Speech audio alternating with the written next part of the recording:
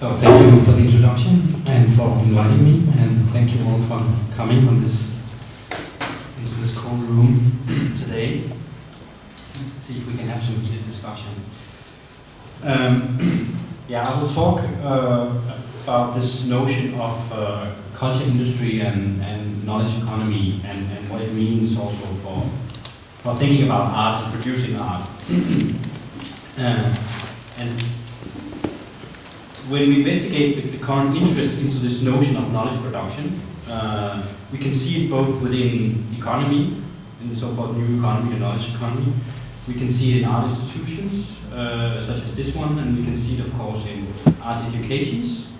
And I will try and look at it in two different strands, two tendencies that may or may not run counter to each other, and that may or may not be parallel to each other, and that may or may not be interwoven in a more complex, productive, or we should say productivist perhaps, relationship. And those two strands are on the one hand,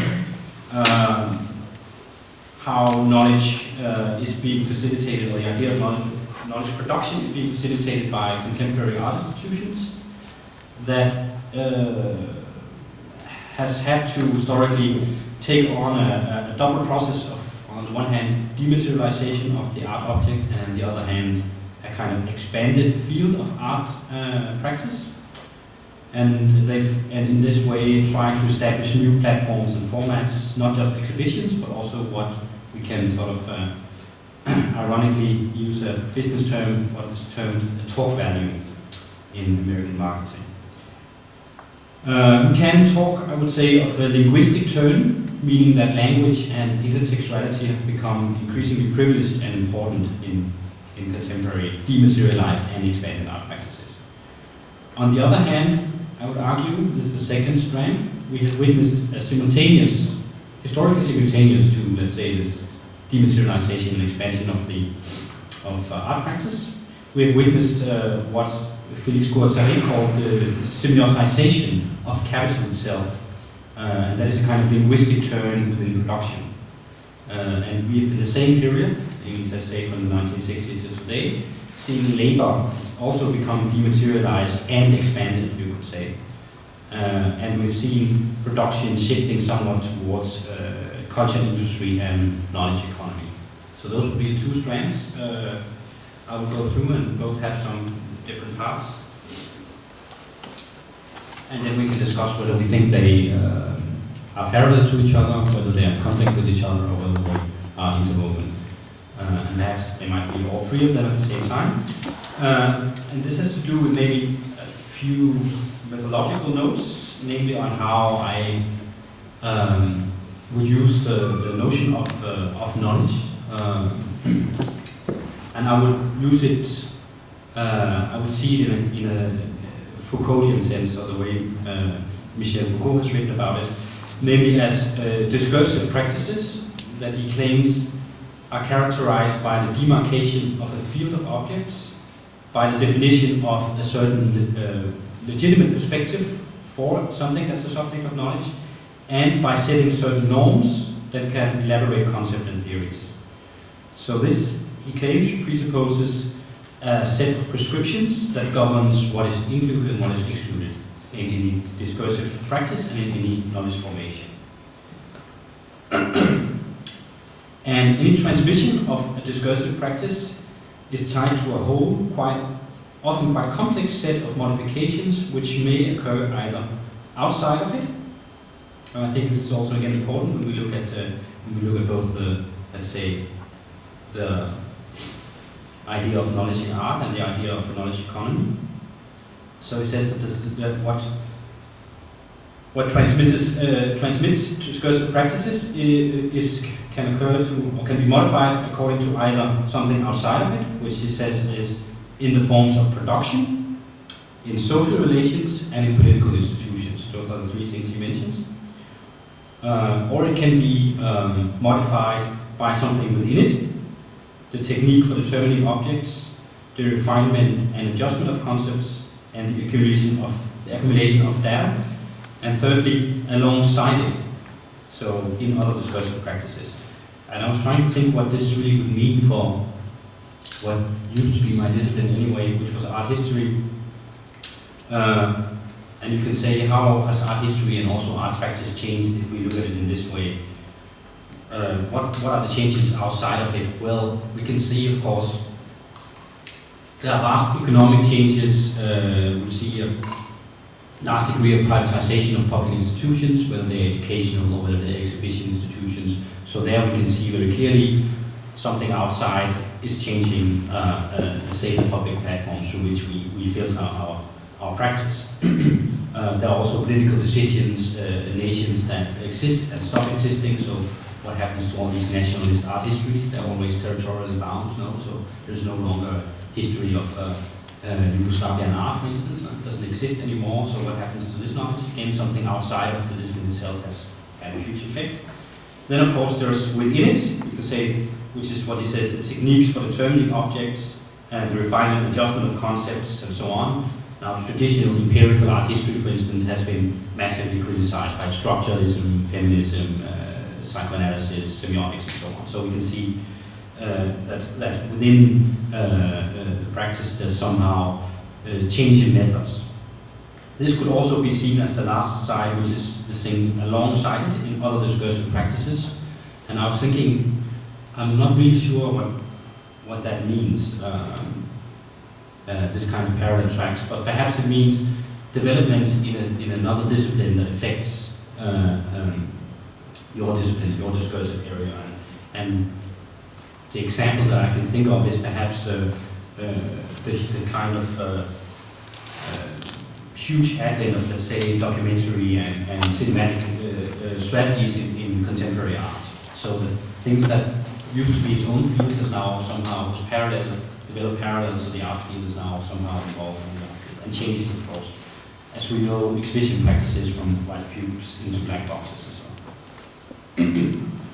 So anyway, Michel Foucault claims that he uses his term, his notion of knowledge and the will to knowledge, as he calls it, taking this cue from Nietzsche, who he distinguishes from the antique sense of knowledge as defined by Aristotle. And Aristotle has a very simple notion of knowledge. It's a link between sensation and pleasure. And we of course know this from many bons mots, you know, once bitten, twice shy, and no one fears the flame as the one who's been badly burned, and so on. So you simply, in a very primordial sense, you sense something and then you touch it, for instance, and it's too hot, and then you will not touch it again, or you will make a glove to touch it, and so on. And this is how knowledge is developed according to the philosophies of Aristotle. So it's this link, it's a rational link between sensation and pleasure. Now Nietzsche, of course, completely breaks with this idea and says that knowledge is a pure invention. And it's an invention that always hides its outside, it hides its subconscious, if you will, because it's a complex mix of fear and desire, instinct and impulse, and so on. And it's in the clash between these different strands that knowledge is produced. So it's not in this kind of naturalist cause and effect sense or in a harmonic sense. It is rather in a kind of conflictual sense. And this also means that knowledge is always dependent and servile, let's say, to discourse. And Foucault writes, it professes to be a knowledge of truth through the action of a primordial and renewed falsification that establishes the distinction between true and untrue. So in this sense, knowledge is an instrument, it's not truth. It's something that always produces certain forms of truth, and through various falsifications, or we can say various projections, it constantly creates a distinction between what can be called true and untrue.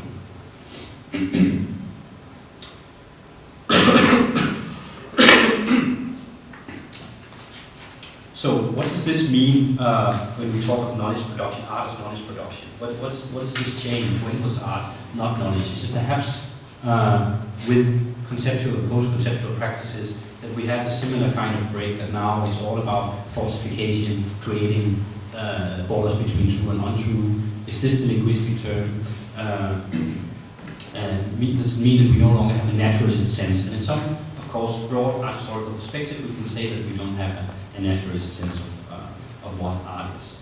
Instead, in contemporary art practices, we can see what some people have called permissiveness, which is an interdisciplinary approach, where almost anything, or actually I would say anything, can be considered an art object in the appropriate context, and where more than ever before works are produced within what I call an expanded practice, intervening in several fields other than the traditional art sphere, touching upon other areas, architecture, design, philosophy, sociology, science, politics, biology, sexology, etc., etc., etc. The list is pretty much endless.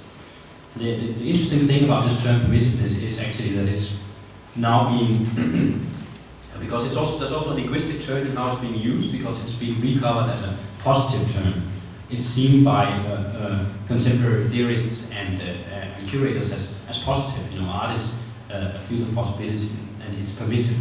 But permissiveness is actually a term that was used by Newt Gingrich, who made the Republican Revolution in the United States in the 1990s and won back the Congress that they now finally lost again for the Republican Party. And he talked about a rolling back of the years, because since the 60s, socially, with the civil rights movement and the women's movement, and later on the gay and lesbian movement and so on, society had become too permissive.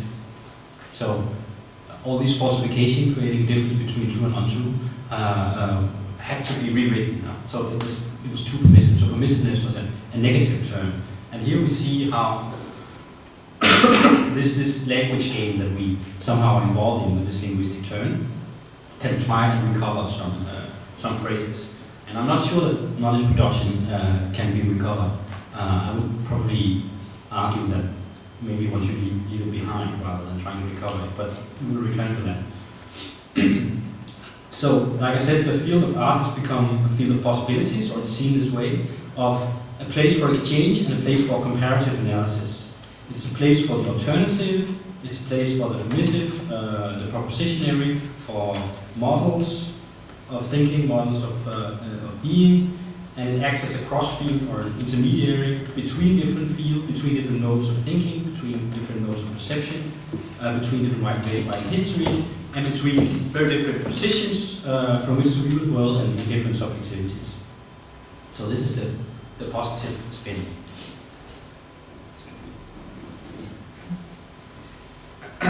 This would also mean that art has a very privileged, you could say, position.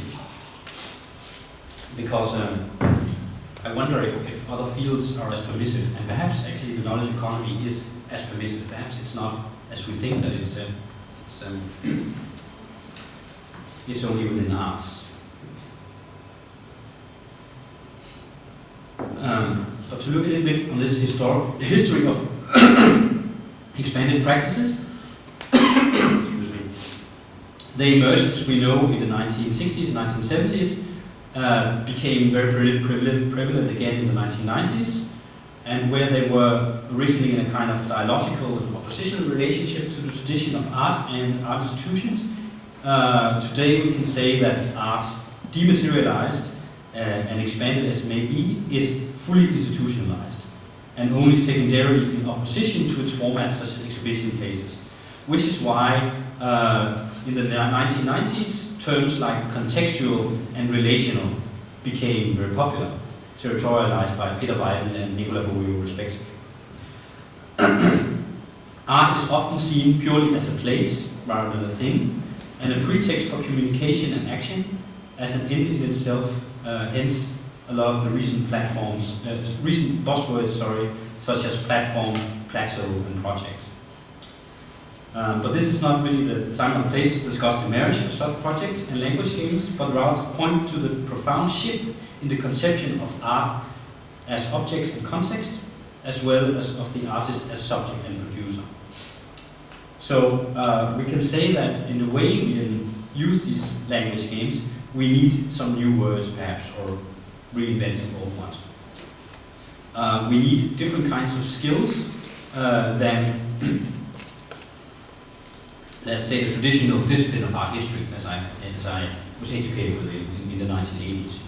Traditional art history, even today how it's taught, will give you no skills to work with contemporary art. Neither curatorially nor theoretically. It's absolutely useless. I'm sure it's very useful for other things. It's not a but art history as a discipline has become very obsolete, and perhaps it tries, of course, to renew itself. And that's why we see again this idea of education becoming so important. Well, we have to change educational structure, so we have to create curator classes, for instance. We have to create different kinds of studies, critical studies, for instance. So in this context, it's in this context that I think we should see the emergence of the recent term artistic research.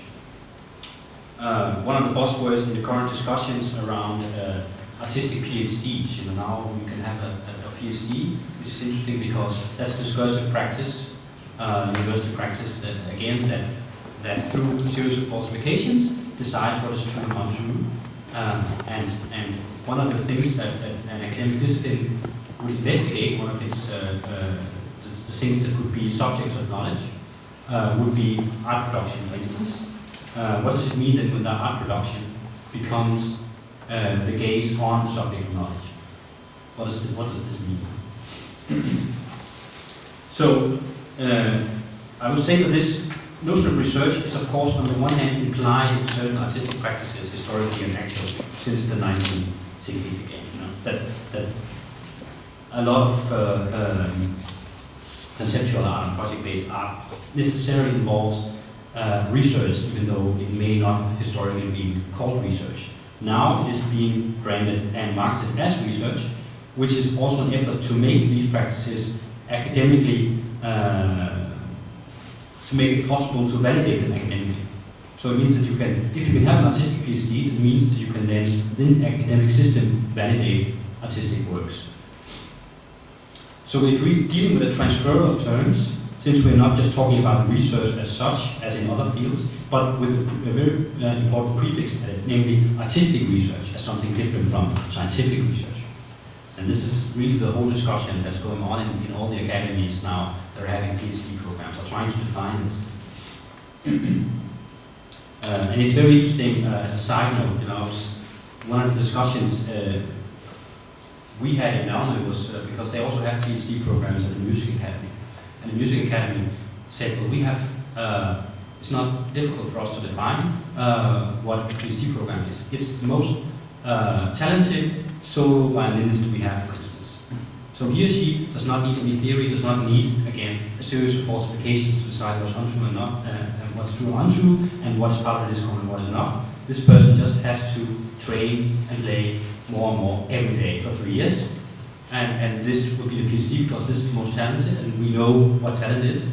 It's a combination of Gefühl, feeling, and technique. And this person, and I think they're completely, I don't think they're wrong. It's not, again, it's not to mock them or criticize them. So there you can see that this discipline still can very easily define, can very easily fit into these programs. But whereas the art schools are very, visual art schools have huge problems, and some people believe that it's an impossibility. You can't imagine art and research together.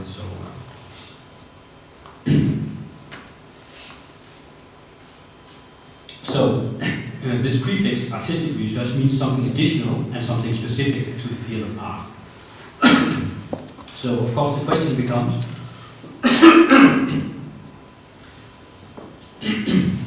what kind of practices does not involve artistic research? What kind of practices are privileged and which are marginalized and even excluded in this new field? So which are now true and which are untrue in the new series of falsifications? Does research function as a different notion of artistic practice, or merely a different wording, validation process, and contextualization that can mold and place artistic work within traditional university structures of knowledge and learning?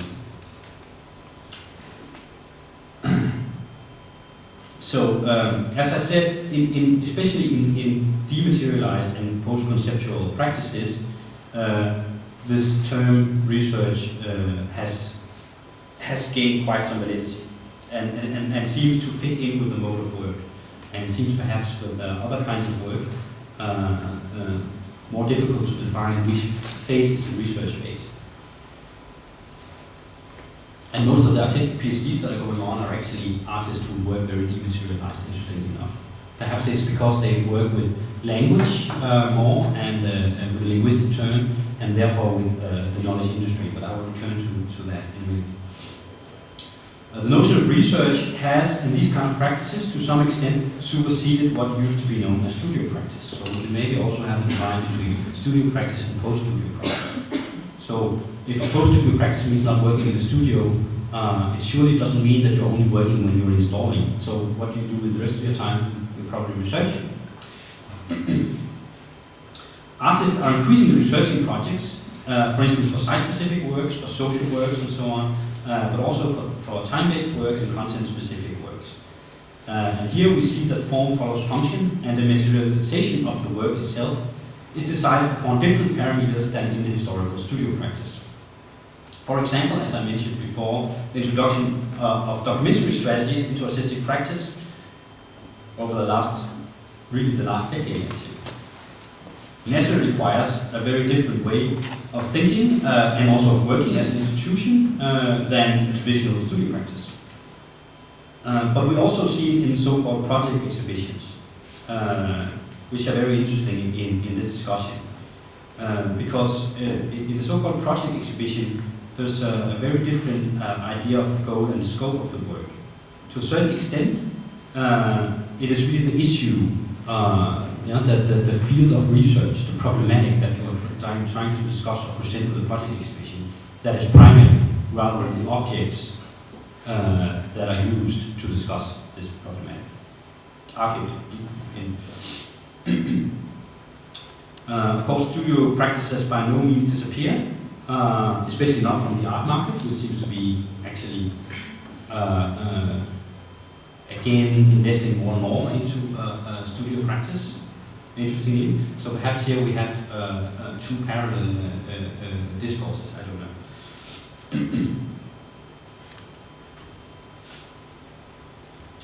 In any case, it's clear that these kind of dematerialized art practices are not resting on the same pillars of tradition as the historical studio practice and therefore the historical art education.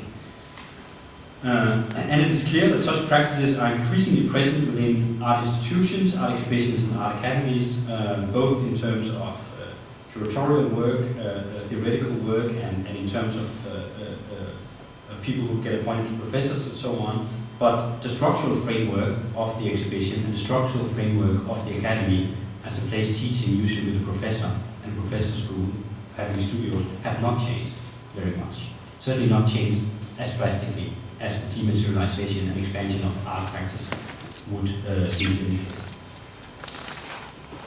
And why is this so? We can ask ourselves. Perhaps when we are continuously discussing new models of art production, we also have to discuss new models of art institutions and new models of art education, both in terms of architecture, of structure, and in terms of educational system of what is actually being taught. It's clear that the interdisciplinary must, by definition, also from the definitions of knowledge that I mentioned in Foucault, must stand in opposition to a traditional division of art practices into particular genres or indeed disciplines, such as painting or the no longer so new media, to name but just two examples.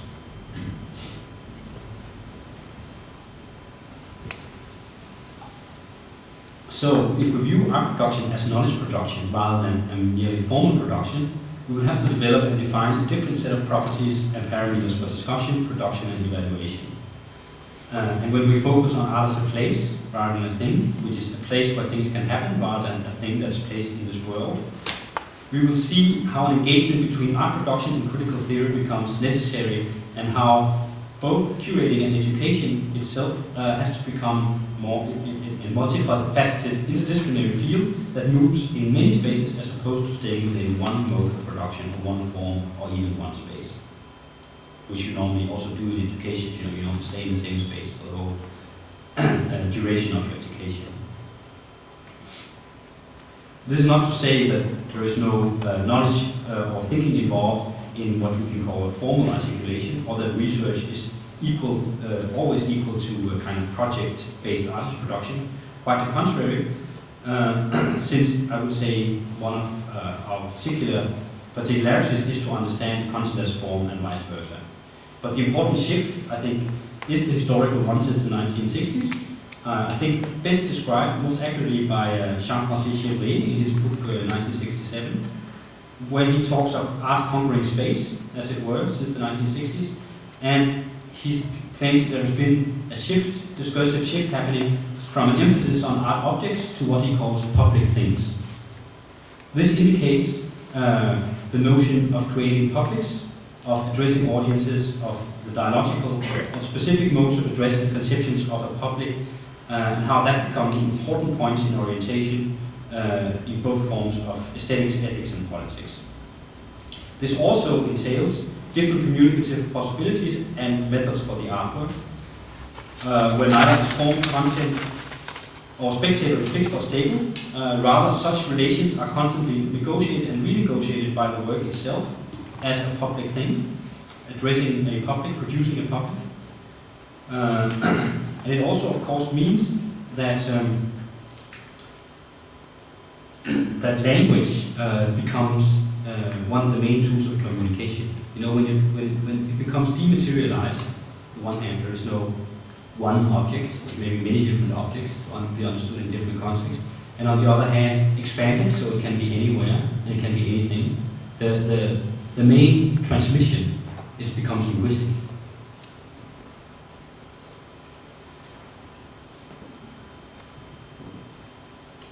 So we can say that work, context, and spectator are again a triadic model, as the one discussed in terms of knowledge, that influence each other. None of them are given, and each are potentially conflictual, indeed agonistic.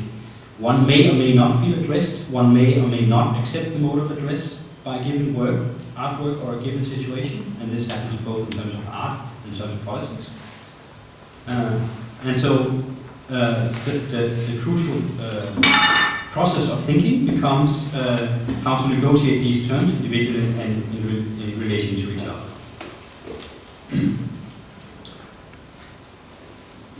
And this kind of linguistic term, by this I don't mean necessarily text-based works. I mean that it's these kind of talks, these kind of conferences, like this one, has become part of the production of art. It's not only, let's say, it's not a supplement the way a catalog essay would have been historically. It's not a supplement to the work. It's part of the main production. It's this talk value, as I ironically call it. And this then brings me to the second strand, which is the changes in labor. So this would be something outside of the discourse, but perhaps parallel to it. I don't know, perhaps also within it, because with the kind of knowledge economy and linguistic turn, we have seen the growth of a so-called cultural industry, and this is, should be understood in two ways, both as the specific industry that produces culture, but also as a culturalization of work itself. But I will return to that in a minute. Now, in an essay called Capital as the Integral of Power Relations, that we used actually as part of the basis for this project that was mentioned before, called Capital That Fails Us Now, Felix Guattari, who I mentioned in the beginning, provocatively states that capital is primarily about power and only secondarily about profit. Guattari points to the changes from a national organization of capital to global capitalism, but he also modifies Marx's theories, namely in the reconfiguration of what was called in Marx's theory the composition of value. Secondly, which is the crucial point that I will stress here, is that Guattari focuses on what he calls the semiotization of capital, a linguistic term. This notion is crucial for two reasons. Firstly, in terms of articulation, how to go about articulating, of course, a contemporary description of how capital works, which may or may not follow some of the rules pointed out by Guattari, and how to articulate, let's say, alternatives, also other imaginaries. Secondly, it's interesting because Guattari, when he says it's semioticized, it's become linguistic, what does that mean? Well, clearly he takes his cue from the theories that he was mostly inspired to and mostly in contrast with, namely Jacques Lacan, who we had this kind of equal relationship to. And the famous idea, the famous dictum of Lacan that saying the subconscious is structured like a language. And what Guattari says, the logic of capital is structured like a language. Its expansions and subjectifications makes capital like a language. And by this, we can say accounting, measuring, and the stock exchange are all linguistic effects. They are not effects of production, of material production, they are linguistic effects. And the same goes for, let's say, the automation of production. So in order to you need language, in order to create machinic assemblage. In order to automate production, you need language. Of course, if we go further, and Paulo Vierno, who I mentioned in a minute, actually does go further and say the linguistic turn means that the people we need to read now to understand contemporary labor and contemporary capital is Saussure and Wittgenstein. And Wittgenstein says that, well, language is the primary power effect, because only if you have language can you tell someone to do something for you. So this notion of semioticization is also a way of describing how labor becomes immaterial. Both stock exchange and automated production are, of course, some kind of immaterialization of this classic notion of how value is created through labor in Marx. So labor becoming immaterial, and we could say dematerialized, to use the term that we have in our theory. And Guattari wrote, automatized and computerized production no longer draws its consistency from basic human factors, from a machinic freedom which traverses, bypasses, disperses, miniaturizes, and co-opts all human activities. So as in the machinic assemblage metaphor, or this machinic understanding of capital in Marx, technical innovation, including new technologies, and here we can think of new economies, is more of a disciplining and alienation of the body and the subject than an aid to it. In other words, the dematerialization of labor and its computerized techniques, as well as its inherent reorganization of leisure and labor time, merging them completely.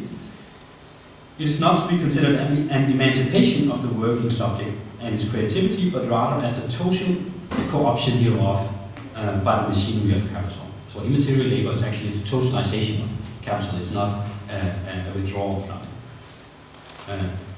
Interestingly enough also, which has maybe to do with notions, trying to recover notions like torque value and permissiveness, Guattari's linguistic turn also brings about metaphors of grammar and structure, but also counter-narrative, incoherent speech, gibberish, lying, détournement, and maybe even to be silent, to refuse to speak.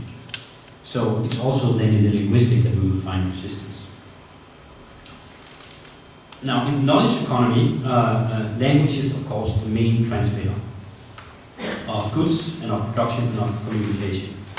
This also means that education, and therefore research mania, plays an important role, partly as a commodity in itself. That education is now a commodity. It's not something that educates people to produce commodities, but education is in itself a commodity. But it's also a way of constantly de-skilling and redistributing labor power.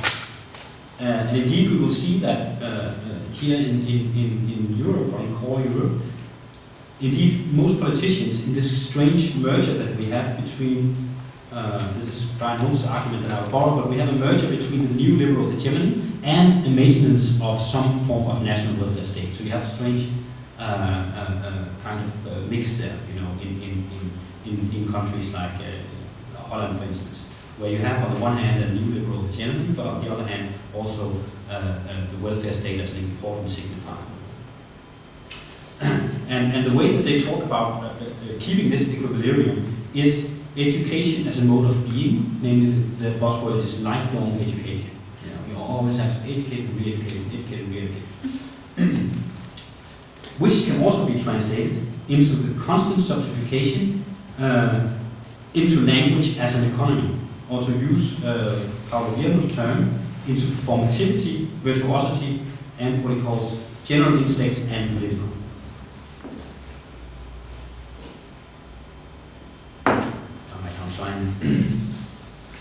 End this fast.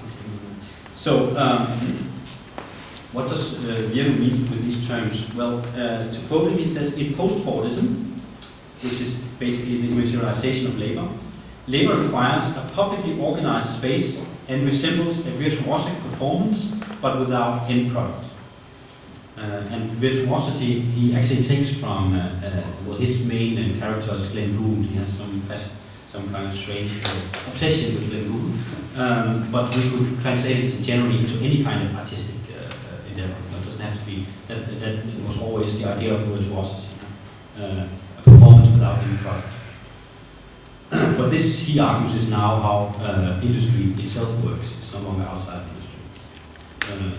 This publicly organized space is called cooperation by Marx. One could say, at a certain level in the development of productive social forces, labor cooperation interjects verbal communication into itself, or more precisely, a complex of political actions.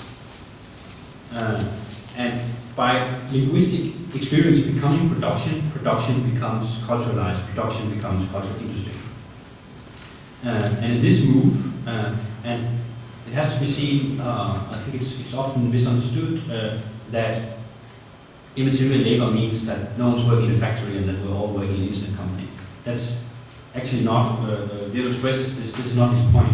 It is rather that the language as the main mode of work is played out in all fields of the general industry. So again, from automatic machines to these kind of automatic machines. But it also means something different, which is why it's called post-Fordism rather than Fordism, where you do one thing along the assembly line, namely that cooperation and informality that was in the background, because of course we know it was kind of a resistance, and sometimes it was maybe good for the factory if people found out if I put a piece of gum here, I only have to move my hand here, and I have to do like this all day, and so on. This kind of virtuosity and informality in the labor market was a little bit, in the working place was a little bit by default, but it was in the background, but now it moves to the foreground. Now this is the most important feature of organizing work. You know, that people can cooperate and that they can be informal. So, again, to quote Virno, virtuosity becomes labor for the masses with the onset of a culture industry. It is here that the virtuoso begins to punch a time card. So this would be the difference. Within the culture industry, in fact, activity without an end product, that is to say, communicative activity, which has itself as an end, is a distinctive, central and necessary element.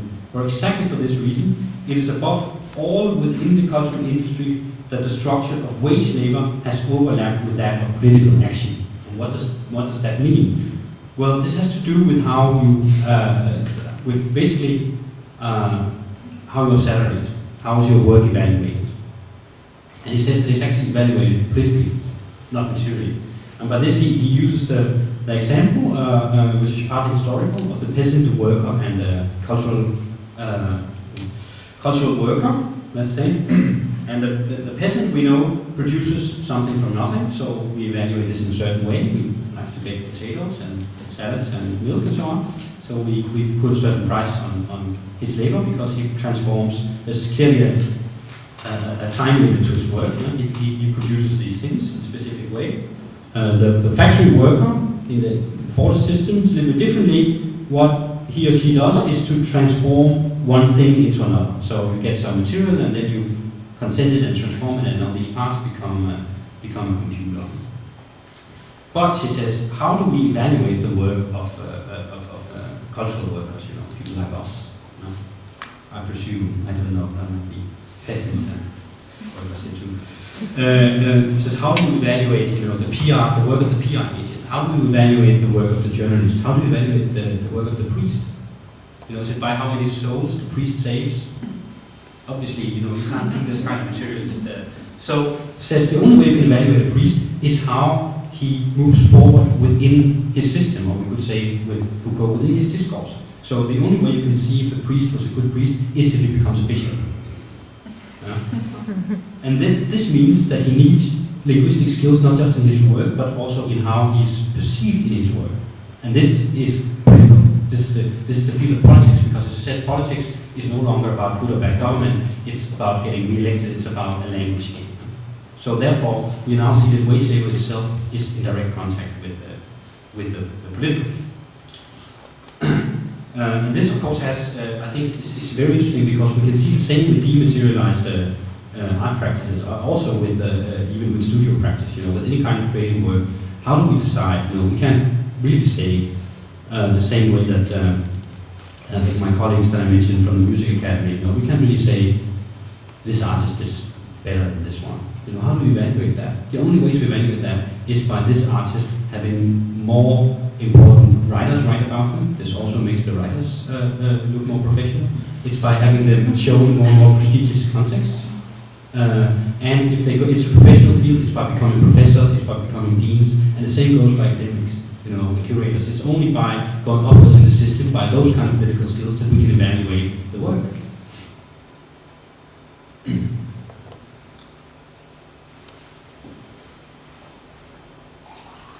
So I think I'll just go to the end and not maybe discuss this concept of general intellect now, we can return to it. So, seen in this light, in light of these tendencies, I think it's important to again look at both art education and art institutions and re-examine in a way, let's say, their historical pedagogical roles. What is the role of artistic production in the knowledge economy? And what are the corollaries between conceptual art and material labor, and between knowledge and discipline? Now, historically, exhibition making, I'll just go into this short, as we know, was actually a strange mix between discipline and persuasion. It was how bourgeois subject of reason was produced by showing certain objects in a certain order. So the aesthetic institutions always had a very pedagogical aim, and it was not enough, to force someone and say, this is your natural culture, you have to like it. You had to persuade people. So the educational role of exhibition making was this kind of mix between disciplining the body on the one hand, saying you cannot touch, you have to behave in a certain way, and then if you behave in a certain way, you will have access to a certain knowledge of the natural history and of aesthetics and so on.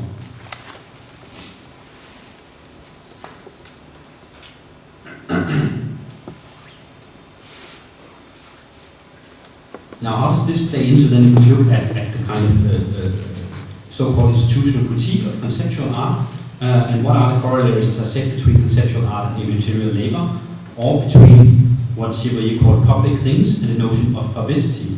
And this is very interesting because in this recent revisionist history of conceptual art that Alex Alvaro published, where he investigates mainly the group of artists, Kusut and Wiener and so on, that was working with Zed Siegelau. But Zed Siegelau was a curator and a dealer, and actually very, very specifically targeted Madison Avenue, which is the advertising industry, as his buyers, as the people who would feel potentially represented by this kind of art. So people working with language, as a political and economical factor.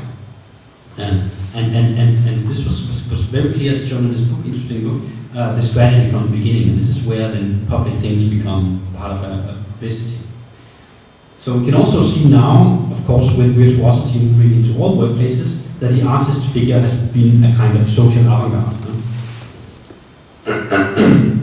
So in a sense, the cultural producer, the contemporary artist figure, can be seen as complicit with the later developments within administration, politics, and capital.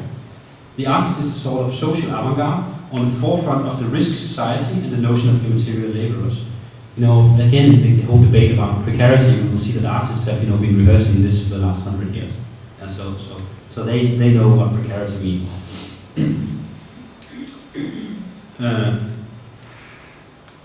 So, as producers of knowledge, exhibition spaces in universities should not be only teaching machines, should not be only reproducers, but rather producers of knowledge, but not only of knowledge, but of another term, which is, and this is kind of rhetorical, it's not really a methodological elaboration on Foucault in any sense, it's purely rhetorical figure, that I will posit the idea of thinking as the alternative to knowledge. because thinking is, after all, not equivalent to knowledge. Whereas knowledge is circulated and maintained through a number of normative practices, discourses of falsification of what is true and untrue, etc. Disciplines, as it were. Thinking is here meant to imply networks of indiscipline, lines of flight, and utopian questionings, or we can say the imaginary. Naturally, knowledge has great emancipatory potentials, as we know from Marxism through psychoanalysis, but knowledge, in the sense of what you know, what you have learned, a placing of you as a subject, is also a limitation, something that holds you back, that inscribes you within tradition, within certain parameters of the possible. And here again, it's interesting that Nietzsche was, of course, the one who thought the impossible, namely that God is dead. But if you look at the fundamentalists running the world today, whether they're Christian or Muslim, one of the problems is that they're secure in their knowledge. Their knowledge is absolute. They know exactly how the world is working, and so there's no space for thinking. There's only space for the kind of political action of language games, for the redistribution of this knowledge, hammering it into people.